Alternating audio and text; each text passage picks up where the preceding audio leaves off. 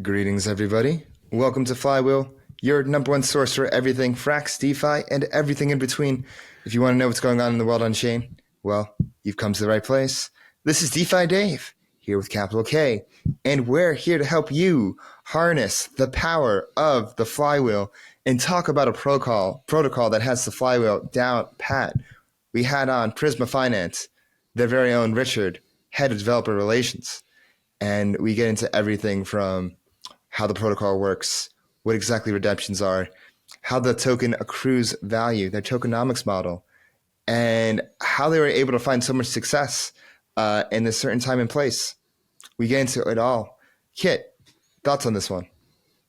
I'm most excited about the roadmap. It's like almost that thing you haven't seen nothing yet. Like that's exciting. I think he explained things very well. I think the most bullish part about this too is like, I have no idea what's going on in crypto. I've just been heads down Prisma. Like that, like full stop. He's just like, I've just been heads. We asked him like, what else are you looking? He's like, nothing. I'm just like, I don't know what's going on. I'm just Prisma maxi to the max. And so I'm just like, damn, this guy's dedicated. So, this guy knows what he's talking about here. Like anything you want to know about Prisma Finance, we got you covered. No stone left unturned.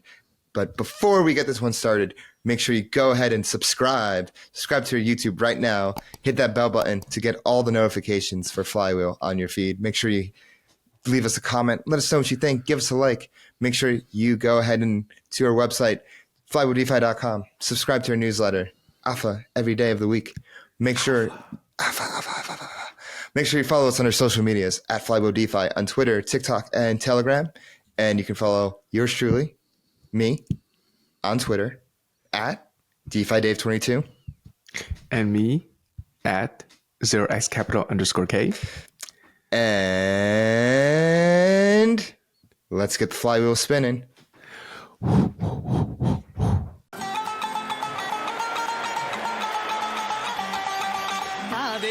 परदेसी नू तेनू नितजार होना पै जाऊगा नाल रंजेठे जोगी दे तेनू जोगन होना पै जाऊगा इश्क दे अलिया जख्मां दे खुद हंस के मुंह सी लांगी जे यार मेरा मैनू जहर दे मैं घट घट करके P Langi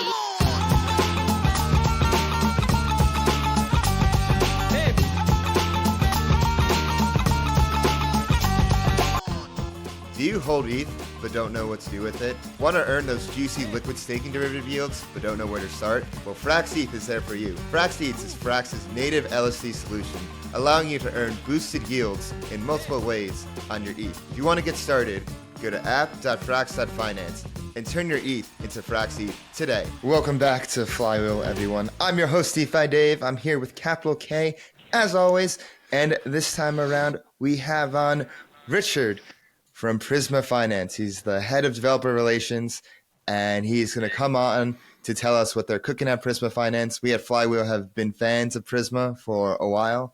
I feel like next to Frax, we report on Prisma and all the happenings there, like the second most. True. So, Richard, thank you so much for coming on. Yeah, my pleasure. Thanks for inviting us over. And thanks for talking about Prisma. Definitely tuned in and heard you guys talk about Frax and heard you guys talk about Prisma. So it's great to hear. Great to be on the show. Yeah. Thank you. And we'll get this started. So for those who are unfamiliar, what is Prisma Finance and how is it different than other stablecoins? Yeah, okay. So Prisma Finance is a liquid staking derivative backed protocol that will take these LSD tokens and use them to mint a stablecoin. So it's not necessarily different than other stablecoins in the sense that the stablecoin should be a stablecoin that can be used around, the DeFi ecosystem, but it's the mechanism behind it that is different from, say, other protocols in that we'll take in these liquid staking derivative tokens and use those as collateral to mint a stablecoin. And then, there's a whole system within Prisma that creates incentives for these liquid staking tokens to be used, and then also for the stable token to be used on Prisma and on other protocols like Curve, and I think we got Balancer and Uniswap upcoming as well. Yeah, let's go into that. Like, what is the whole system that you guys created here? What's this whole flywheel we have cooking? Yeah, okay. So, Prisma is based on Liquidity, and what we saw was there was an opportunity to do something a little bit different. It's something that the team had thought about for quite some time, actually. And I think, we can talk about this a little bit later in terms of, say, the launch and how things worked. But the product market fit really kind of came into play when the whole LSD sort of the whole LSD area matured and became something that a lot more people were willing to play. So I know I've talked about this before on some other shows, but the liquid staking derivative sort of ecosystem is quite large. It's like 60 billion, and there's I think 20 billion on chain, and protocols like ourselves are only roughly represent under a billion. So it took a while for that area to sort of mature. And then our system comes along and uses something like Liquidity. And instead of taking in Ethereum as collateral, it takes in these different liquid staking derivatives, liquid staking tokens to mint the stablecoin. And so right now we have we take in four LSDs. We'll take in Lido, Coinbase, Rocket Pool, and Frax ETH. And people can use those as collateral to mint the stablecoin. When they do mint the stablecoin, just like Liquidity, they can use that in the stability pool. But it's a little bit different than Liquidity in that our stability pool and the other places like Curve, where you can become a liquidity provider for the Prisma token or smkUSD, our stablecoin, those get Prisma governance token emissions, which is something that was a little bit lacking, let's say, from sort of the Liquidity system. So I think that's one of the main differences is, the Prisma DAO exists, and they can sort of determine where these emissions go. And so that's there's a bit more to the system compared to, say, just a base Liquidity, say, copy or fork.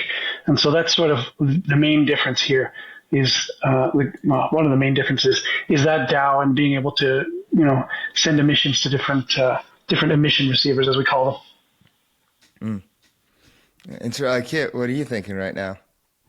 No, I'm thinking of, speaking of emissions, you guys recently did a proposal to change some of the emissions directing. Can you walk us through what was the initial emission schedule and then how did it recently change?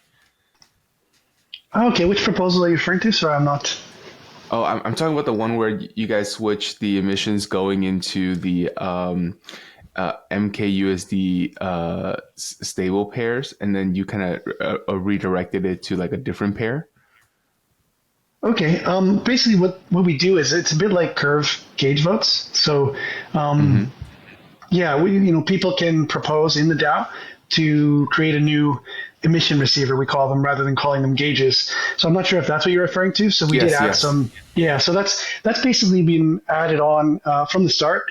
There was like one or two pools, and then just as these pools get added, I think one of the important pools that was added recently was, pairing the Prisma token with mkUSD, and so that token was voted in. So there's just a few different pools that are going to get voted in, and some pools can obviously not be voted in; they will be proposed, and so that will change just as time goes on. And I think we will see in the future, like I said earlier, we'll see some.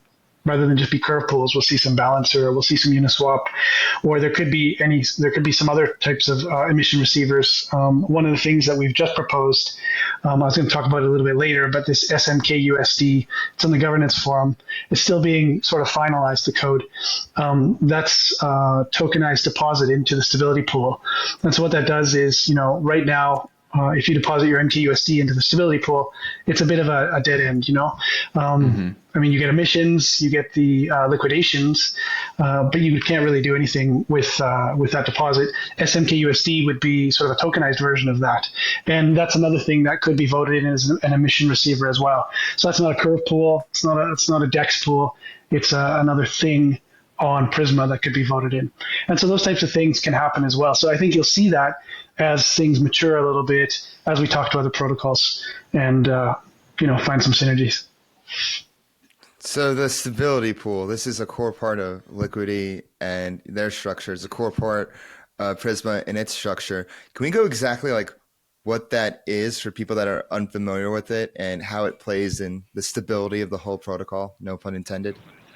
Yeah, for sure. So The stability pool in Prisma, for people who are familiar with Liquidity, it's pretty much the same in that users who mint smkUSD, the stablecoin, they can deposit that stablecoin into what is called the stability pool. And what happens is when the system does undergo liquidations, the collateral that gets liquidated gets dropped into the stability pool and distributed pro rata to the people who are deposited into the stability pool. And the MKUSD that those people have deposited into the stability pool gets burned. So that's a way that the system takes care of sort of the checks and balances when a liquidation happens. So it's like a limit order, kind of, in a way. It's like, oh, like you want some ETH at a discount here, like go in the stability pool. Absolutely, that's a great way to look at it. Totally. And so, I mean, it sounds a bit complicated, but basically, it's what you're saying.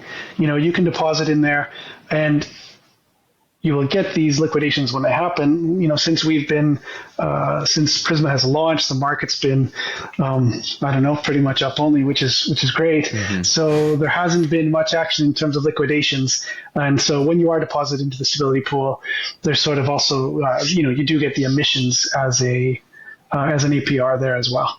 Yeah, you may have not had liquidations, but there have been plenty of people redeemed. And I'm curious, like, what the difference is between the two, because I've seen like both of them happen. Yeah, for sure. And I'm glad you asked that question, because there's definitely some, first time users kind of get confused about that. And you'll hear things like, my collateral ratio is fine. And so when you deposit collateral, there's sort of a minimum collateral ratio that you have to have. And they will be like, hey, my collateral ratio has been above this minimum collateral ratio. Why have I lost some of my collateral? And that's when you will have something called redemption happen. And so redemption is part, again, of the liquidity system, and it's a peg keeping mechanism. And so when the stability token, when the stability coin is trading, under peg, it can become profitable for somebody to buy up a bunch of that stable coin and redeem it in the system. And when they redeem it, say they buy that token at, say it's way under peg, which this hasn't happened, but just to give a sort of a brutal example, if they buy MKUSD at 95 cents, they can then redeem it against somebody's vault or somebody's position for $1 of collateral. And so there's that profit there. And so a redemption is that system. And what it hits is it hits the least collateralized vaults, as we call them, first. Oh. So, you can have a vault at 150% or 170, 180 or 200.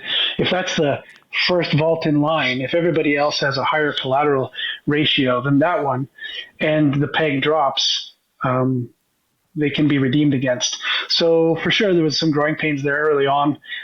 We've sort of learned how to align incentives, and I haven't checked. I meant to check before the call to see when the last redemption was, but the redemptions have sort of tapered off. But there was a bit of time there where we were sort of having to figure out how to align the incentives. So yeah. So okay, I get it now. So with like liquidations is when you're under like the health factor, and then your vault just gets, liquidated, penalty fee, all that stuff. Redeemed is different because it doesn't have to do with your individual vault. It has to do with the health of the system as a whole and the health of MKUSD as a stablecoin. So if that's under peg, the mechanism for it to get back to peg is you have arbitrageurs go, they buy MKUSD below $1, and then they redeem it against the next the next vault in line. And even though if your vault may be safe from liquidation, it may be the first one on the chopping block. Correct. Yeah. Okay, I got it. Is there a way to, as a user, to like improve that UX UI experience? Like, is there a way to see like, hey, like where can I compare my vault compared to everybody else's vault, so I know I'm not like the first one in line to get redeemed? Yeah, so on the UX, on the UI, there is when you look at your position, it will tell you how much debt is in front of your position.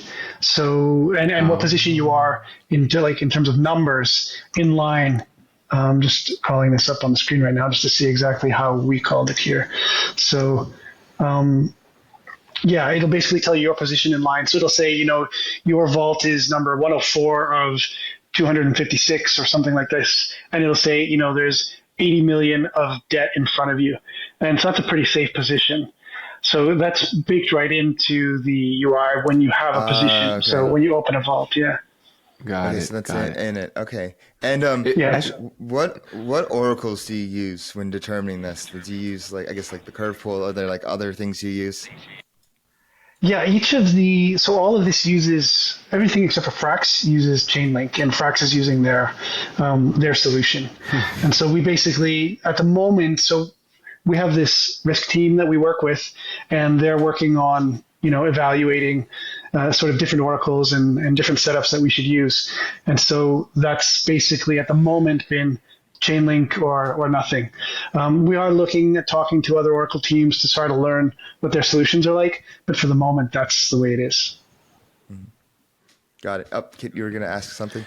yeah, I just had a quick question about the troves that are in line. Do you guys have some kind of like I would imagine you could build this over time. It's like a percentage chance of, this is you are number, like you said, 108 in line. There's 80 million collateral ahead of you. There is maybe a 5% chance of you getting hit with a redemption. I think that way it would help the user kind of gauge their at risk factor. Because, even though it's 80 million in front of me, I really wouldn't know what that means, you know? Yeah, I totally agree with you there. Like I was looking at my own vault just earlier, and there was like, I don't know, it was 80 or 70 or 90 million in front of me, and I'm like, okay, I think I'm safe. So we do have, yeah, like we do have some stuff being built where users are going to be able to go in and have a look at some historical data, and then also do some simulations. If there was a redemption of this amount done, what would happen? Who would get wiped out? Right, And how exactly. close would that get to me? I think that's one of the biggest things in our space. We've all been through several, I think, cycles. And, DeFi, we've been playing with it for a while. And I think we can all agree that we've probably done the ape first, read later sort of scenario. And I am more we're than coming. cases. guilty. I am more than guilty Yes, of that. many such cases. Yeah, exactly. So I think, but you are seeing people be more sophisticated. I know some groups of degens that I'm in, we're looking around and saying what happened to us. We're being much more careful about things. And so you're seeing more of these tools come out and people wanting to be able to sort of understand a system a lot better so that they can, not be in a bad spot and maybe just, leave the house and not be worried that they're going to come home and be wrecked. And so Yeah. we are working with some protocols to have these tools built. And then the idea would be that we would get some sort of videos to explain, hey, we're working with these people, or our own prismamonitor.com, I think it is. We have a tool there where people can go in and have a look at redemptions, for example. That's one of the things. Somebody would come along and say, I was redeemed. I have no idea how or what happened. And so, we built this panel that can show them, here's the transaction where you were redeemed. Here's what happened. Here's the amount. And so they can get an idea of something more tangible when something like that happens to them. But we are working on those tools because I think that's something that's super important for building a mature product, really. Yeah, people need to. It's like one thing for it to work, but like it's another thing for people to like see the whole process of how it works. Like, oh, redeemed. Like, why did I get redeemed? Like, oh, like why did this happen or that happen? So, yeah, Kit, what are you gonna say? I did have a quick question about the when the MKUSD is redeemed against a trove, does that mean like they get to take my ETH, but they also help me minus my MKUSD debt? Correct. Yeah. That gets burned. Yeah.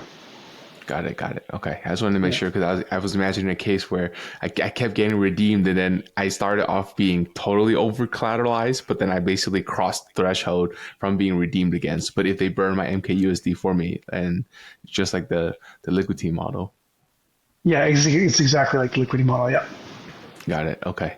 Yeah. What are some of the biggest pain points you see with users and developers so far with Prisma? Like, where do people have like the most questions you see as someone working in developer relations, and what are the solutions that you're providing them, and solutions and answers?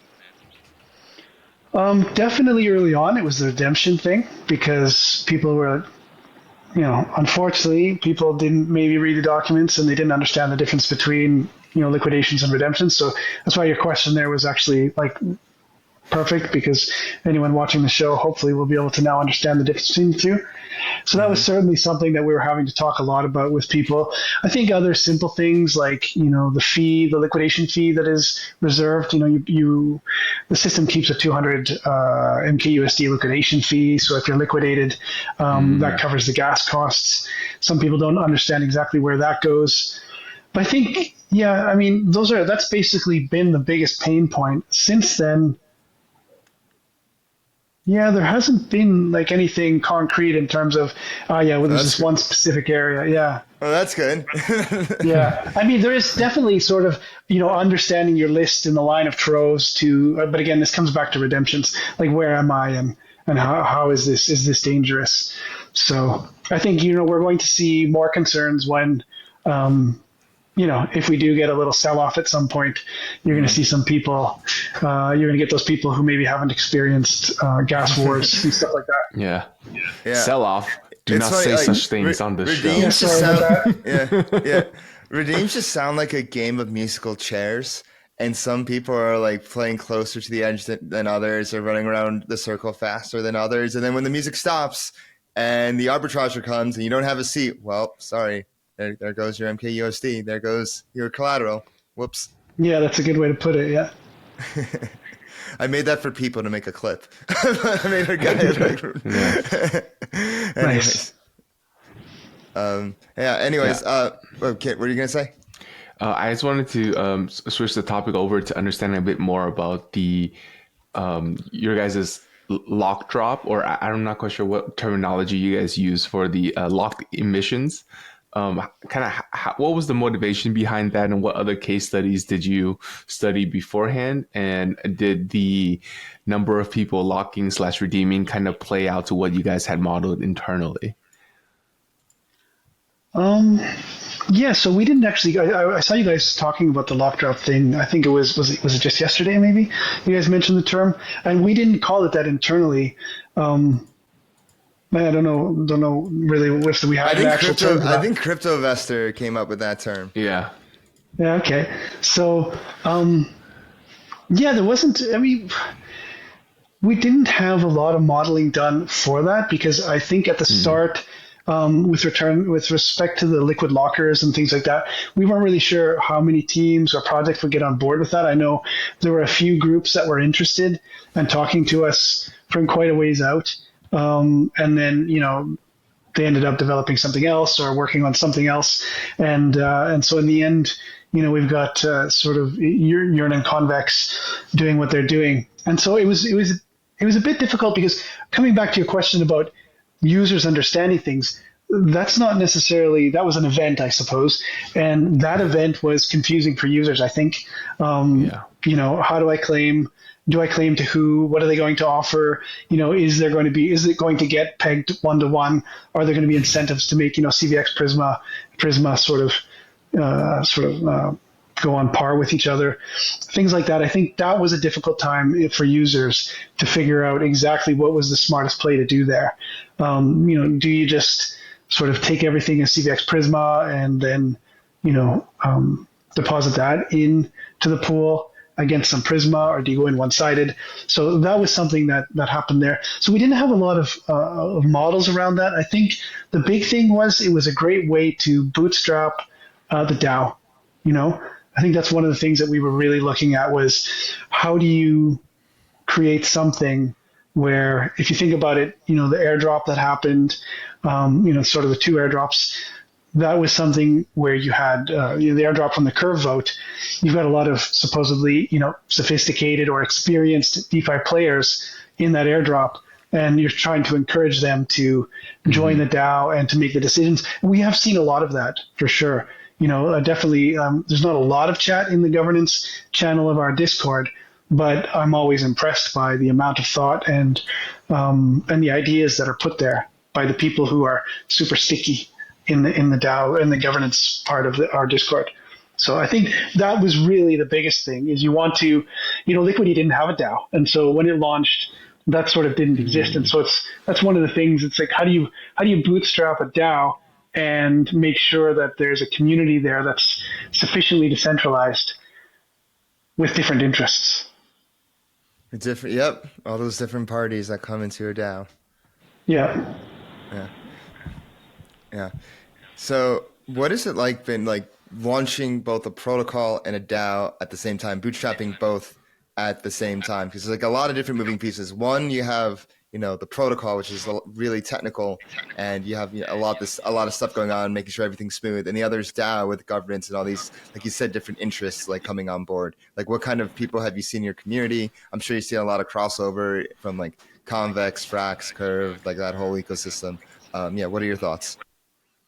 I mean, in terms of launching all of that together, I think each team member had a moment where they got sick at some point, just because we were all, it's a lot of work to sort of man the Discord, handle setting everything up, getting everything running, get people educated. We use some different terms. The system's a little bit different than Liquidity, and it's in terms of the Curve, Frax, sort of all Flywheel ecosystem, it's new. And so there was you're coaching teams to, this is how we're going to write our governance proposals, to communities. Community members, like, come on in and, comment on this or work on this, or here are the ideas behind it. The good thing has been that we've had a lot of support as well. You'll see other protocols in the Discord chatting things through. So I think on the one hand, launching the protocol, we did a good thing there where we had, prior to launching the governance token and the DAO, we had the protocol up with the 20 million debt cap and the 30 million debt cap. And so we were able to sort of make sure everything was working there. And then, of course, you do your simulations on forks and things like that and do all your testing. And so that was sort of, tested and running when we launched the DAO. And then, there's a few hiccups there. Originally, we saw that the community quickly wanted to raise the interest rates. And so twice. And so we went to 2% and we went to 4%. So that was really good in a sense, because that was a need that was seen to help deal with the redemption problem. But it sort of incentivized a lot of the community to come together and make a decision. So I don't know. It was hectic. It was intense, but it was really good. I think the team responded really well, so that was great. We gelled, and everybody picked up a piece and moved stuff around and did things, and also other protocols. Folks from Convex, folks from Yearn. We even had some folks, from StakeDAO and other protocols just in the Discord helping out and talking, and people who obviously saw that they wanted to be. They wanted to be part of this and make it a success. So I think that was really encouraging. You love seeing all of like the OGs of DeFi coming together to help the new school come. Well, I mean, not new school protocols come. And so it seems like teamwork and working together and being positive sum, as we say in our corner of Fraxland, is really important for a successful launch. Are there any other secrets to the launch of Prisma? Because you guys did a really good job, by very really tangible, objective metrics, like 300 million TVL, widely used, making a huge splash. You had Tetranode tweeting all over the place. Like, you guys did a great job. Like, what were the secrets to your success in that regard and like launching itself? Yeah, somebody asked me that question the other day, and I gave them an answer that I don't think was enough, but my head's been thinking about it, because it went rather well. I think, part of it was luck in terms of the market timing. And so, you got that saying, you've got to be lucky to be good and good to be lucky. So I think, the market turning somewhat when the launch happened, that was luck and that was useful. But there were many other aspects from the outside. And, there's simple things like people noticing the branding, like that original intro video that I think was the first tweet. And then the consistent branding and the graphics across the social media tied together with the whole LSD idea was kind of, I think that was super useful for creating an identity very quickly. And then the UI and user experience when the protocol did launch with the early launch, a lot of people found it, although it is quite busy, found it quite intuitive and easy to use. But underlying it all, I think the team also built a system that made life easier and interesting for certain integrations with other protocols as well. So when you saw teams come on and say, hey, we're going to make a liquid locker and we're going to do this, there was some stuff there that was interesting, for example, for the airdrop, for being able to say, I'm going to claim the airdrop in the name of Convex, and there's going to be a callback, so to speak, to get the Convex Prisma. Making it so that was something fairly easy to do, and having it backed with some, DeFi OGs and projects like Frax and Convex, I think that was definitely useful. I mean, if you can make it so that your project plugs into other projects very quickly, then the whole flywheel aspect will come somehow. And I think lastly, it was pretty good product market fit. Not just from the market made up of people with LSDs want to leverage their investments, but also the market where other DeFi protocols like Yearn and Convex want to integrate with Prisma. So I think you pull all that together, there's a whole bunch of aspects. There's the luck, the branding, the UI is I think is really good. I mean, I've also heard that from lots of teams when we talk to them. Getting the investors that we got into the protocol as well, that are able to help with things like, say, Prisma Monitor from Llama Air Force, and a few of these other things. All of it sort of came together, and I think it's not just. I think you have to see that it's not just that this is a great solution for people who have LSDs and are looking to, free up some capital, because obviously we have some competitors that are offering the same thing. But when you do make it really easy to work with other protocols, and that's not a comment against our competition, but it's just something that I've seen with us, that helps. And so all of this stuff comes together. And I think it's a little bit, what's the term you guys use for SAM? The positive sum.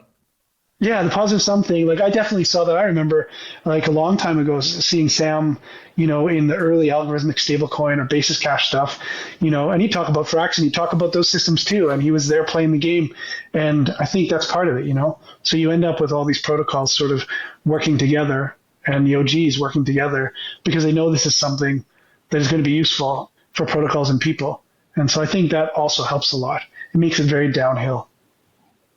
Yeah, I love that last word you used, downhill, forward momentum, all these different things coming together, the stars aligning, and boom, you have something like Prisma Finance. Like, wait, Kit, were you about to say something? No. Keep going. No, I just finished, but I was going to go on to the next question. Do it. Yes. So Prisma, I want to ask about the tokenomics. How does the Prisma token accrue value? And what is the emission schedule looking like over time? Okay. For accruing value, so Prisma, has the interest rate on the one hand. So when you take out a vault and you deposit whatever, a certain amount of collateral, and you take out, say, $100,000 MKUSD, you're going to be paying interest on that MKUSD loan, and that's currently 4%. That's something that can change based on DAO vote. And so, like I alluded to earlier, we did do that. That's happened twice. It opened up at 1%, went to 2%, now it's at 4%. So that's fees that are deposited to a fee receiver. And then there's also minting fees. So when you open up a vault, there's a fee that you have to pay, and those fees are deposited to the fee receiver. And actually, it's going to be this Thursday. So we've gone through a governance process that has determined what's going to happen with the fees that are in that fee receiver. Currently, there's just short of $5 million worth of Prisma, MKUSD, and then collateral in the fee receiver. And so what they're going to do is start to distribute that out. I believe it's $100,000 a week paid out. Works out to roughly 38% APR, just sort of depending on price of tokens and things like this. But for the current amount of Prisma locked and the amount that's going to be distributed, it works out to 38% APR for locked Prisma. And so that's sort of how that's going to work for the next little while. And that can change as well because that's a DAO vote type thing. The estimation is that there will be roughly 10 million in smkUSD fees per year collected by the system. Obviously, as we onboard more collaterals and can increase the amount of debt, we get more interest and we get more fees from people opening vaults. So that can change. So that's sort of the principal tokenomics there. In terms of the emissions, it's actually mildly complicated because the first few weeks were pegged, I believe, at 2.25 million Prisma, and then it's going to be going down to, it varies, but it's a percentage of, so there was a certain amount of Prisma tokens that were set aside for emissions, and then over the next several years, there's it's not like 1% a week. I think some other protocols do that sort of thing. Prisma varies a little bit in terms of the percent per week that will be emitted. But the thing that sort of throws a wrench in it all is Prisma's boost system. So in a given week, let's say there's, say, 2 million Prisma available to be claimed, but that's 2 million Prisma available to be claimed at 2 times boost. So if I'm a user that has locked Prisma, I'm allowed a certain amount of Prisma emissions at 2 times boost, and it's just pro rata on my lock versus obviously everybody else's lock. And that's sort of how the 2x boost is calculated. So I can claim a certain amount of 2x boost every week, and when I run out of my 2x boost, I'm claiming at a lower amount of boost until I run out of boost until the following Thursday, when that resets to 2x. When I'm running out of boost, I can borrow somebody else's boost. I don't know if you guys are familiar with that in the system. But you can actually borrow. Yeah, the boost delegation, right? How do you borrow some boost? Yeah, okay. So this is a new thing that Prisma has where, if you sort of run out of 2x boost, you can have a look as you're claiming your Prisma. So, you get your rewards lined up and you want to claim your rewards sort of like you would do on any sort of, DeFi system. So you click, lock my rewards, we call it in Prisma. So because you're locking them. And when you do that, a screen comes up that gives you the option to borrow 2x boost or, maybe 1.97x boost or whatever off of somebody else. So if you've already claimed, down to 1.5x boost and of your own boost, when this screen comes up, you can borrow somebody else's at, say, 1.97. You pay them a fee. So you'll end up getting more Prisma tokens, okay? But you also distribute a little fee to the person that you're borrowing the boost from. Anyways, so this is a bit of a long story to say that the Prisma emissions for a given week are 2x boost emissions. And if not everybody claims at 2x boost, then that whole 2 million for that given week will not be distributed. And they will just go back to the pile. And, the percentages that will be emitted every week are the same, but that base amount of that original pile of Prisma, it will sort of decrease more slowly.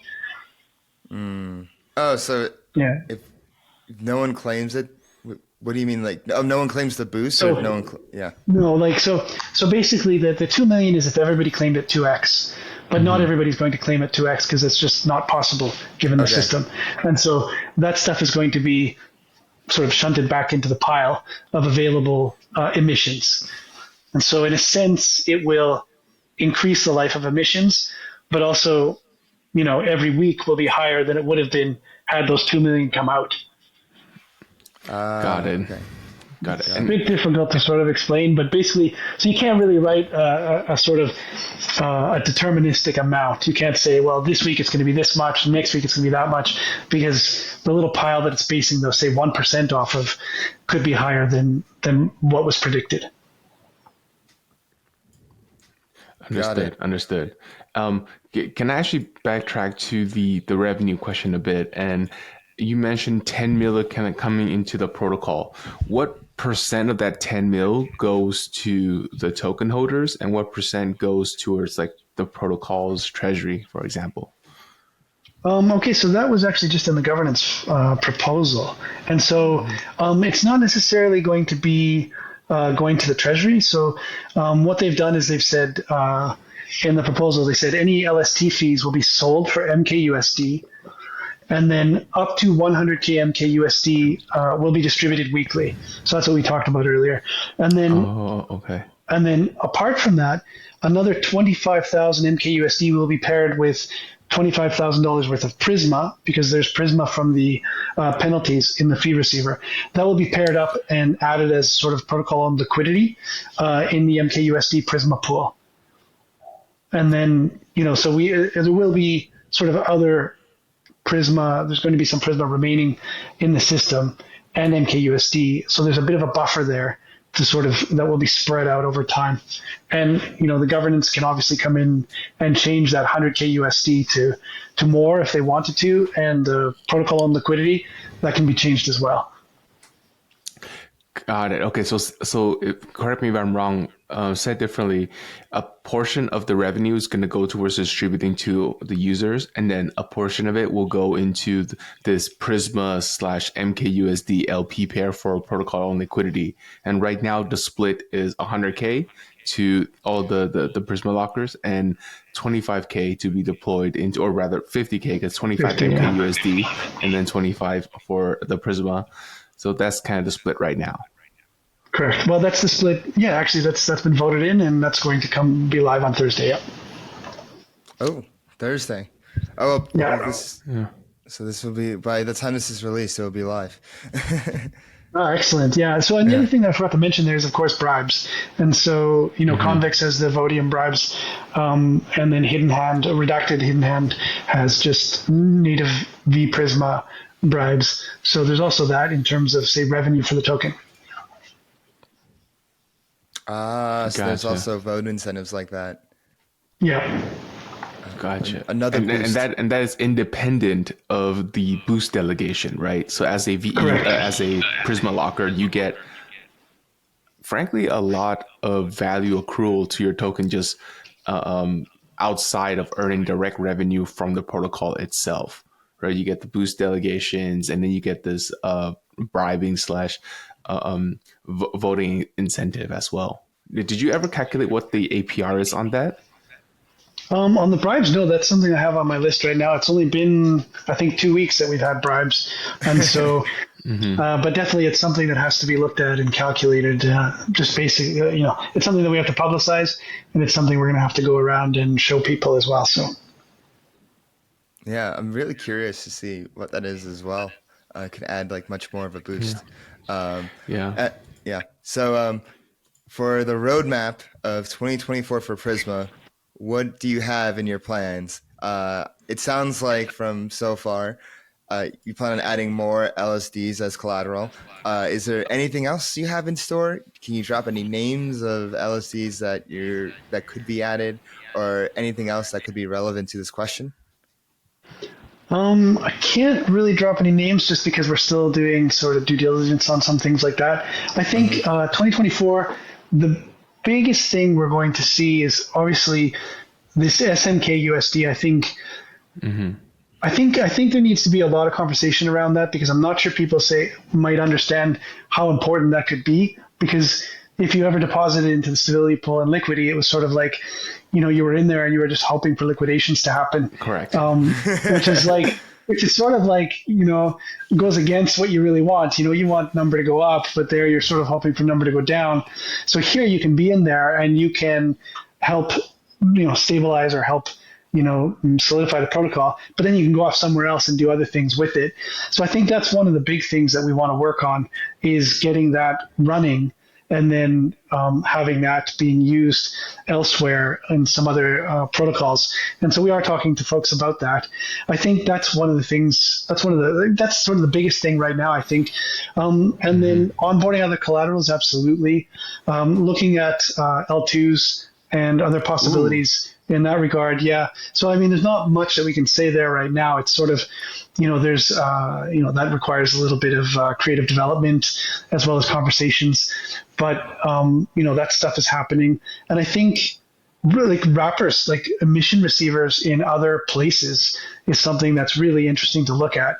So, if you think like Uniswap v3, creating, having an emission receiver wrapped around there, I think it's kind of a weird thing to think of when you're used to thinking of, say, curve gauges, and you're saying, well, I'm going to wrap a gauge around a Uniswap position, or I'm going to wrap a gauge around a balancer pool, or Maverick or something like this. So those are some things that we're looking at in terms of, pairing up with some other protocols, just in terms of, having liquidity, things like this. But I think the big thing for at least in the short term is definitely the smkUSD.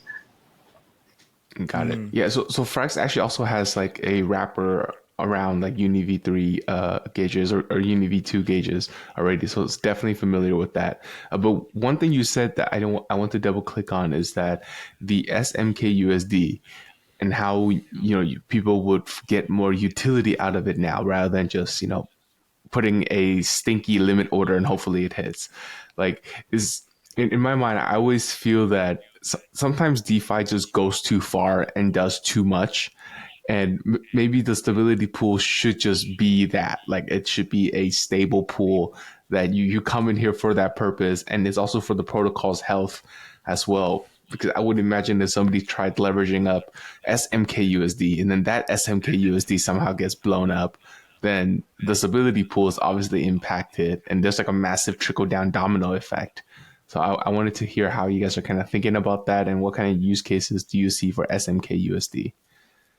Yeah, I mean, I've looked at this little graphic that I made for smkUSD and thought the same thoughts that you've said there, like where does it end sort of thing.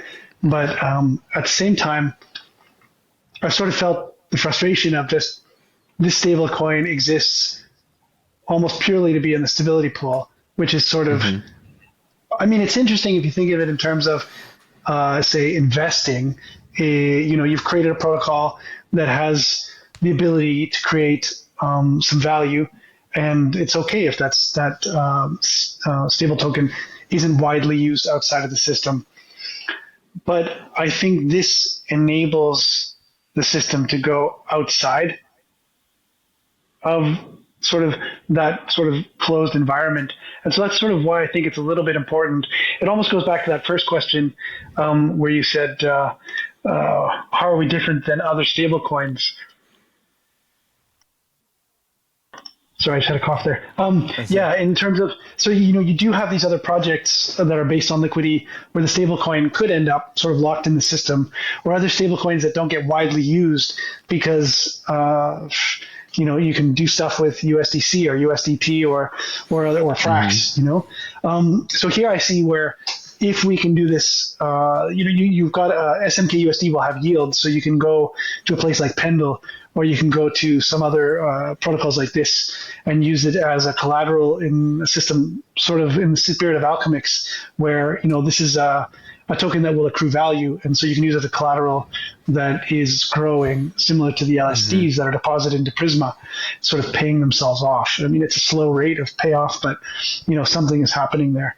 So I agree with you that it is sort of where does it stop? But at the same time, I think we still are at a stage in DeFi where it's what can we build around this? What's out there? And so, you've got people coming along with some interesting new ideas and building more mature stuff. You've heard, for example, about, perp dexes and stuff like that since, I don't know, for years. And they're finally starting to happen and be used a little more widely. So I think it's just, this enables some more of that exploration to happen. And it allows the protocol to sort of have an out into the greater sort of DeFi ecosystem, as opposed to sort of that mkUSD being widely trapped in the stability pool. Yeah, I don't think that answered your question, but it's sort of the spirit of it. Fair. Yeah, Richard, that's absolutely a very fair point, because as a heavy user of DeFi, us on the show and probably our listeners as well, it's like we hate the word idle capital. We want to get yield across anything and everything we hold. And when I kind of think about it, it's like, if it's a stable coin, there's effectively three kind of uses that I want to get out of it. One is I either want to LP or hold it in some form, or I want to earn yield on it in some form, or I want to use it as leverage in some form. Now, what you guys had created with the stability pool is basically I get to do this a very stinky limit order position. Awesome. I like that. And then now I also earn some yield on top of that. Okay, nice, like that. The last bit is like leverage. Can I use it to leverage to do more? And I feel like that becomes a slippery slope really quickly. And I feel like but absolutely, it could be done, right? There's always a health ratio. There's some number out there that's the right balance of you could have this much smkUSD out there outstanding with a collective collateral ratio of X%, and everything will be very healthy and kind of moving along. I just feel like finding that midpoint is like such a nebulous task. Where can you have your cake and eat it too? Where is that possible? Dave nailed it. I nailed the way of saying it. I want to have my cake and eat it too, and eat it 3 times over. You want to have your yields and eat them too. Yeah, totally. I had that thought too when I was looking at this diagram. I was just like, we really are trying to have it all here. So, yeah, but yeah, you're right. And we'll see. I know one of the things we are doing for 2024 is getting some studies done on modeling parameters and things like this. And so I think these are part of the things that will be done, will be looked at, and obviously are things that have to be paid attention to by us and obviously by the people winding themselves up. Yeah. And switching gears a bit, I wanted to ask about like, how was your experience getting set up in the whole DeFi ecosystem? Like, how was it like getting a partnership with Convex? How was it like getting MKUSD, curve pools launched? And like, how was it getting integrated into that whole system? Was it pretty frictionless, pretty permissionless, or were there some hoops you had to jump through? So yeah, I think early on some of the discussions happened around this, and it was fairly encouraging when we talked to the different protocols. And then also early on we purchased, I can't remember exactly the amount, but quite a large amount of Curve and locked that up to be used for voting. So I think that's sort of like a little vote of confidence that we try to give towards the whole ecosystem. And so that makes things, you've got skin in the game at that point, and so it shows that you're committed, when you've taken, a good sum of your own funds and locked up sort of this Curve position. And again, I think when you do talk to these protocols, you explain a little bit what you're thinking of doing, how it will work, and all of a sudden they see that you have their interest at heart a little bit as well. It's sort of not like, hey, we're building this and good luck, here are the docs and, integrate away.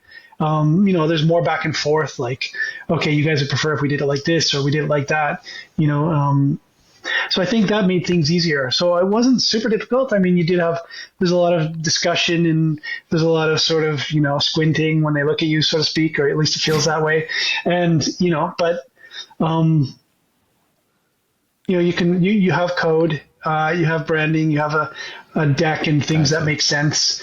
And you just do the work. I think it wasn't super difficult. And I can definitely say that like since the launch or even just prior to the launch and the airdrop and everything, it was pretty amazing. Like, everybody obviously at that point, understood after the soft launch and the caps were hit and, the marketing was there and people were excited. And obviously, again, like I said earlier, the market was turning in the right direction. So everybody's in a good mood. That makes it pretty easy. Everything, honestly. Yeah, I mean, it definitely helps. It makes it, again, like more downhill, people are willing to do this because they're like, hey, this could be an opportunity, so I can't speak for, obviously, Convex or Urine or any of these other players that are working with us. But, when you see what was being built and it sort of makes sense and you see that it could be an opportunity, I guess it makes sense to take a swing and go for it. So anyways, that made it easy. Yeah. That's really encouraging to hear. Yeah, because, there aren't a lot of like new DeFi protocols that kind of come out of the gate so strong and continues to be so strong, right? You guys grew to like, 400 million TVL or something? Right. And you guys pretty much went 0 to 100 in like a couple hours, maybe a day. And then now you guys are at like, 400 and maintaining. Right. So it's awesome to see. And I was wondering if there's any lessons or advice that you could give to other people thinking of launching a DeFi protocol and like, who are the right parties to talk to and things of that nature. Yeah, it's interesting. I actually had a call with a team yesterday or earlier today. I can't remember exactly when, but and they were asking these questions. Yeah, I think one of the biggest things I'd have to say is, it's funny because part of me wants to say, narrative and branding is super important these days, and so to be able to have a character or A like going dog with the or sort of with a hat or something like that. yeah, a dog or a cat or We a have Kit yam. with a hat, so Yeah, there you go. So, no, but I mean, like, sort of the whole LSD idea and the colors and sort of those funky videos that we had, that kind of all came together. And I'm not saying that this is the answer, but I'm saying it's an ingredient. And so that makes it shows that you're, okay, it's really easy to LARP with this type of stuff. But if you sort of back that up with, okay, some code, here's what we're doing, here are these ideas. So I think it has to be sort of an integrated play if you can make that work. I think, so you have sort of this sort of idea of branding, you have this narrative that seems really attractive, and then that product market fit. And then when you do talk to the protocols, it's easy to make it clear.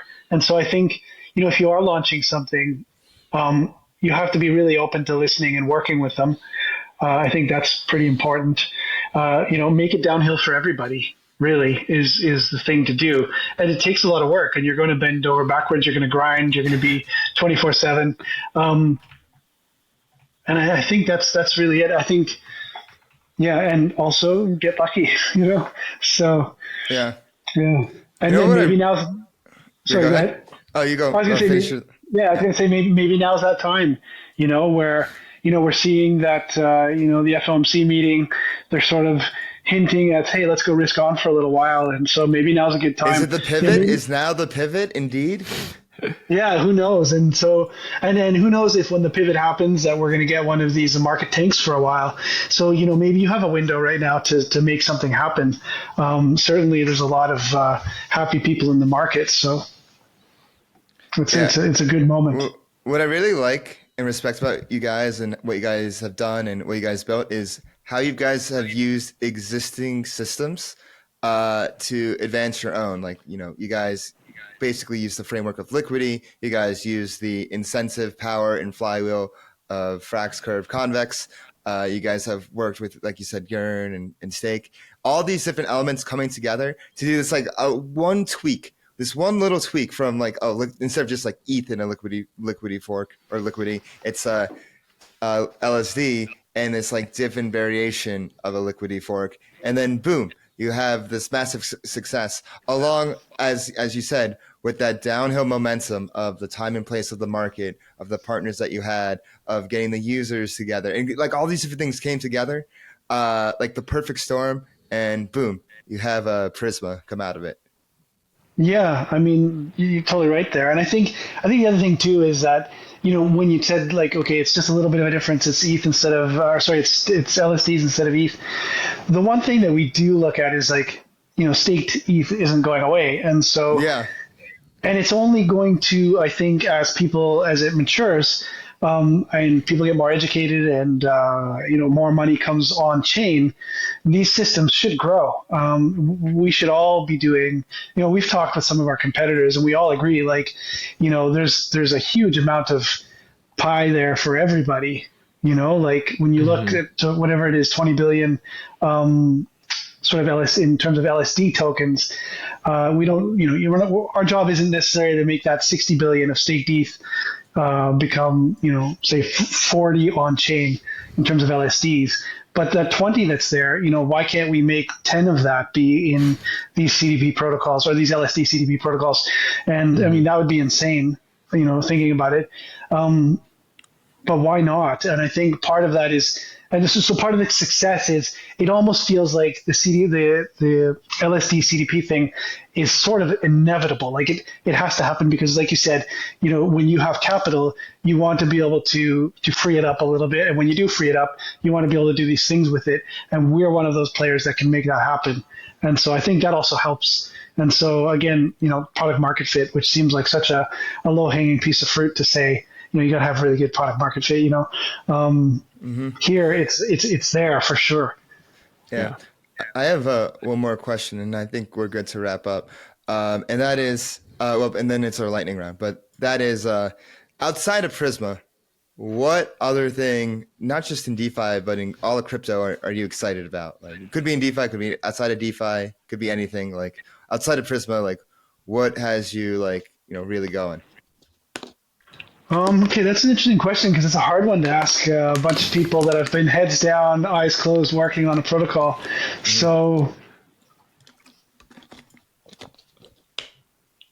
I'm trying to think. Personally, lately I've just been 100% Prisma. So, This is a true builder right here. yeah, I'll tell you what. Heads I'll tell you down, what. yeah. I missed when we opened up the to deposit because it was like I'm in the Discord or I'm keeping an eye on the UI and I didn't get in until somebody pulled out. So like I don't think I got in until the cap was 20 million. This is the second cap raise, so I know a few of us on the team were like that. Yeah. This man is manning the ship over here, making sure everything's smooth, all systems go. For you to have you got it. As the builder. You've got only. And I'm not like sort of like one of the key team members with respect to watching all the events on chain and watching the UI and everything. But you do want to be there when the moment comes, and it's like, and so you've only got so many monitors and so many things on the go, and you're watching the numbers and you're people asking in the Discord, I'm trying to deposit, what's going on? And you're like, you don't want to leave these people to the wayside. But I don't know. I think the big thing that I'm looking at, unfortunately, it's sort of is really trying to pay attention to how to help. The thing that I see in terms of making, and unfortunately this is a bit selfish, but in terms of making Prisma grow, is having the tools for people to understand staking, getting into Prisma, what are the sort of risk elements if they do. Well, somebody could just come along and say, I want to buy a whole bunch of smkUSD and stake it, and not even open a vault or a trove or whatever we call it, and I just want to LP and get that APR. But if I do that single-sided, what happens? Some people are doing that, and that isn't super healthy for the pools. When you deposit single-sided. And it's not super healthy for their position either, because all of a sudden they're like, hey, where did this percentage of my deposit go? And so for me, the thing that I'm sort of excited about is when I'm talking to some of these other protocols. I think what's Risk Radar, Into the Block, those guys, they have this these panels coming out for Curve. I think Frax is involved, Aave, Compound, ourselves, and where they can do some simulations and you can get a really good idea of who's doing what in the protocol, what happens if this whale pulls out, or what happens if this happens. I think that's, for me, that's the and I'm totally not thinking of as a personal investor here. I'm just thinking of the whole ecosystem. Getting people on who maybe are just LSDs, they're just staking or they're just doing something really light. How can we help them understand the risk they'd be taking to get into protocols like Prisma and make things happen for them? And so that's I think that's one of the places where I'm trying to pay attention for Prisma, but also really for the whole DeFi space. I think the more people can understand, rather than doing what a lot of us did, which was, ape first, have skin in the game, and then read the docs and go, what did I just do? Show some people how to onboard and onboard safely. I think that's one of the spaces I'm a bit excited about, because I think that's really going to help things grow. Taking our time, not just aping right away, reading the docs, holding a hand. No, kid's like, no. That right there, gentlemen, there is no PMF for that here. Let me tell you now, there is no PMF for that. Well, maybe for us, but yeah. Anyways, I think that wraps it up for this episode. But before we go, we have our lightning round, which we do at the end of every episode, where we get to know the person behind the profile picture. If you don't see, I didn't put a profile picture. It's all good. We'll get one up. We'll do a post. We'll do a post today. Yeah. All right. So the first question, let me kick it off. Is like, what was your virgin crypto experience? When did you first touch the chain? And sex doesn't count. Okay. It was actually buying what is this Litecoin. So this is 2016. Oh, Yeah. Out in the middle of throwback. Okay. nowhere. Yeah. I mean, you heard about, Local Bitcoin like on was this Word. local Litecoins or something? Local No, it was Lycos. actually, yeah, I heard about it just on Twitter or something, and I was just out in the middle of nowhere on holidays. I just downloaded Coinbase. It was like, and bought some Litecoin. And the thing was, like, I heard about Bitcoin quite early when it was integrated on WordPress, but super busy as a developer at the time and thinking, oh, that's cute. Look what they did there, and just not giving it a second thought. And kind of kick yourself in the butt years later and go, if only I wasn't so busy, I would have paid attention to that. Right, right. Got it. I'm sorry. Did you just say you bought the Litecoin on Coinbase and then did you do something else afterwards? Yeah, yeah. Afterwards, started moving it on chain and selling that, buying Ethereum, getting on chain, and yeah, just the whole thing in 2017, really. Got it. Got it. Oh, nice. Us too. Class of 2017. Nice. Okay. Second question is, what is your favorite off-chain touch grass activity, hobbies and interests? Yeah, probably hitting the gym. I I'm mean, about to definitely go hitting right the after gym. this. I'm about to Swole go right Patrol. after Nice. this. Yeah, Yeah, nice. yeah. Yeah, We care about fitness in the Frax realm. nice. uh, Yeah, that's the one thing that remained consistent. I think, just forcing that at least a couple days a week, lifting more if I can. But yeah, yeah. absolutely. What would be some advice to your younger self? Pay attention to Bitcoin. No. Oh, Not we can't that. do that No, one. you Everyone miss us says that there. Yeah. one. Yeah. Well, this is a good question. I guess keeping your eyes open for edge, right? Um, I see certain people in the crypto industry who are able to identify edge really quickly and just be like, oh, that's something I can play and I can play it this way. I found, say, through the years of grinding and working, you're trying to build up, say, your experience, you're trying to build up your repertoire and things like that. And I got hyper focused on that type of stuff. And I wasn't necessarily Mm, thinking of sort of a builder's edge or investor's edge, or when you hear people figure things out quickly. I mean, I point to Justin Sun quite often. I see where I yeah, know, like, true. a lot of people say, like, he copies or he does this or that, but there are times where he does some plays and you're just like, wow, like, that was a ballsy move. And it was, he had his eyes open to something out there that other people might have seen but didn't move on, and maybe he can take more risk. But that sort of thing, being able to sort of identify where's their edge. I think a really cool example was that recent book, the Walter Isaacson, Elon Musk book, where they talked about Mm, um, I can't remember what it was called. He had a name for it, but certain parts that were really expensive, and he's like, "How much is the base product in that part? How much is it worth?" And they're like $2,000. I'm like, "How much are they charging us to buy this part?" $200,000. And he's like, "Okay, why aren't we making this part ourselves for like $2,000 plus $1,000 sort of thing?" And it's that sort of idea, like, I find that innovator's edge thing is something that a lot of people are really good at just because naturally they're, I don't know, sort of players in that realm. But I also think that's a bit of a skill. And I think that's something that I would say, keep your eye on something like that, because that really is, I think, a solution where you wouldn't miss, say, Bitcoin, or you wouldn't miss mm, other technological sort of little breakthroughs that have happened, that if you're a developer, you would catch that quickly and you would ride it to be, at the front of the class, so to speak. The first, sort of a first person there, like one of the first flags planted in the ground. So yeah, that would be it. Like, really develop the skill to keep an eye and find edge in different places.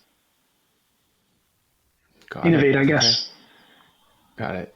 And a last question from me, then Dave will close us out here with his. But mine is, if you weren't in tech or engineer, crypto, finance, what other professional career path would you be on right now?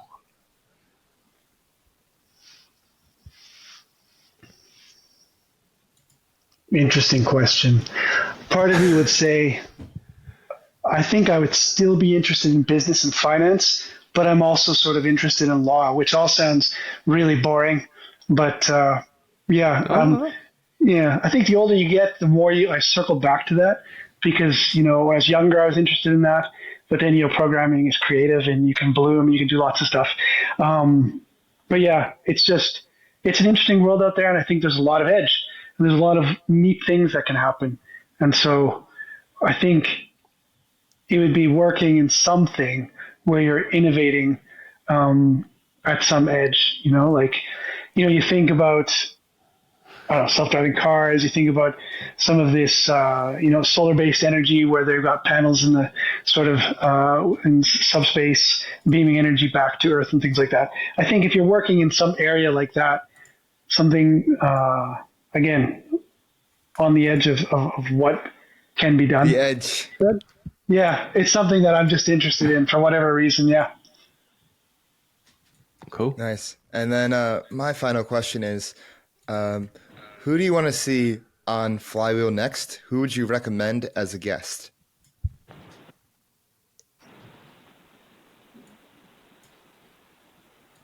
That's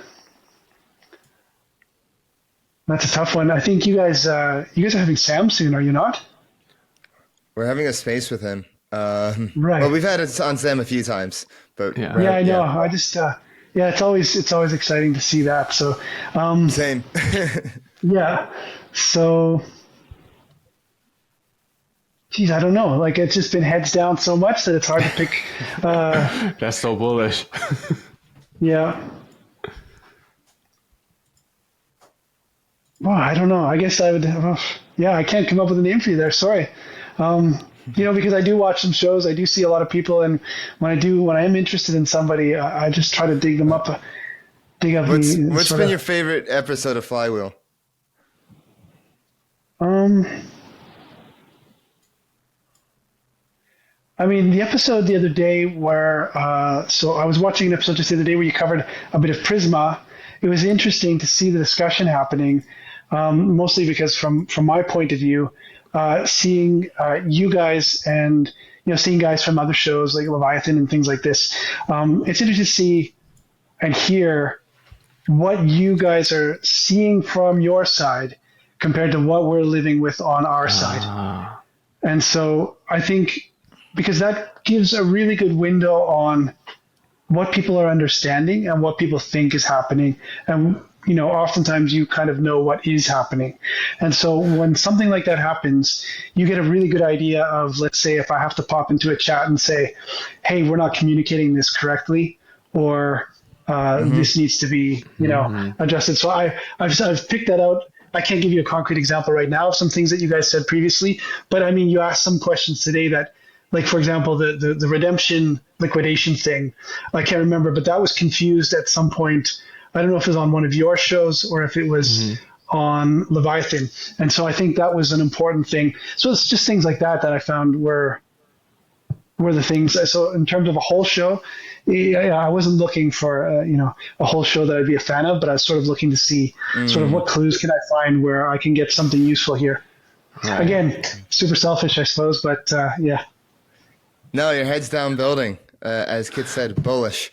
Yeah. And with that, where could people find you and where could people find Prisma online and on social media? So we are just prismafinance.com. You can find the links to all of our socials there. And it's a bit long. It's 0x Baba Ramdas on Twitter. So you're probably better just to go to Prisma's profile on Twitter. So that's we'll link Prisma, it in the description. Yeah, Prisma, all one word. Prismafi. So Prismafi. Yeah. All right, Richard. Thank you so much for coming on, and we hope to see you again soon. Yeah, thanks a lot. It's been great. Looking forward to coming back at some point. Thanks. For sure. See you, man. See you. All right, everybody. Welcome to the post-game show. I'm your host, DeFi Dave, here, as always, with Capital K. Wrapping up our show with Richard from Prisma, where we went deep into the protocol, the ins, its outs, the redemptions and redemption arcs and everything in between. Kit, what are your thoughts on this one? I thought this was a fun one. Obviously, Prisma experienced tremendous success pretty much right out of the gate. But I wanted to highlight during the interview that a lot kind of went into that, preparation, making sure everything, as Richard said, downhill. Everything was downhill, right? Mm-hmm. In the right sense of like momentum, forwardness, and things of that nature. And I felt it was just such a shining example that you could still launch a DeFi protocol today and still if you pick up PMF, you get the full support of the ecosystem and get integrated pretty much seamlessly in less than 100 days, so it's less than 100 awesome days. To see. Yeah, absolutely. For me, I think the highlight was like how in the beginning he highlighted what a redemption actually was, because I feel like there's a lot of users out there. It sounds like there were a lot of users out there that may have experienced a redemption, like what the hell happened? Yeah. Or like if they're a user looking at the protocol, they're like, they may not be sure what they're getting into, but it's like, hey, like there's this different mechanic that isn't exactly a liquidation, but it may seem like one, and it's a redemption. Mm-hmm. And so, being able to explain that, and then because everybody's heard of liquidations, so being able to explain that and the difference and how to be careful and use proper risk management as a user was, a big highlight of this interview. And he really appreciated it, because I feel like they probably got a ton of shit when they're like, why did I my collateral was blah, blah, blah. Yeah. So yeah. But, they've been, we've been talking about Prisma for so long here on Flywheel. Sam and CryptoVestor and Phil are like the biggest fans of Prisma. They're Prismatics. I don't know what we call Prisma people. Prismaholics. Prismians. Yeah. But also when he was talking about, how they got everything at right place, right time, market timing, I think it's so underrated, like how much timing matters. Like if you're launching a protocol with headwinds instead of tailwinds, did I get that right? Headwinds? Tailwinds? Yeah. Headwinds, correct. Headwinds instead of tailwinds. Then it's going to be that much more difficult for you to, find your PMF, to get users, to get growth, TVL, any way to measure growth. It's harder.